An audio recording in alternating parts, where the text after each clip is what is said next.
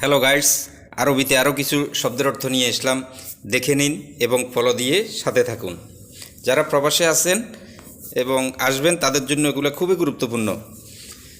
মাকিনা যন্ত্র, মাকিনা যন্ত্রকেও বলে আবার মেশিনকেও বলে।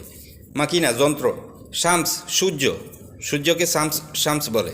ফাম মুখ, মুখমণ্ডলকে ফাম বলে। ফাহাম কয়লা, কয়লাকে ফাহাম বলে।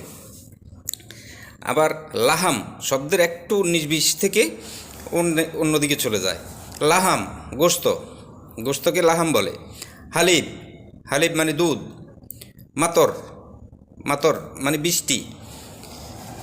তুরাব, তুরাব মানে মাটি। জামাল ওঁট, ওঁটকে জামাল বলে। গানাম, গানাম মানে ছাগল, ছাগলকে গানাম বলে।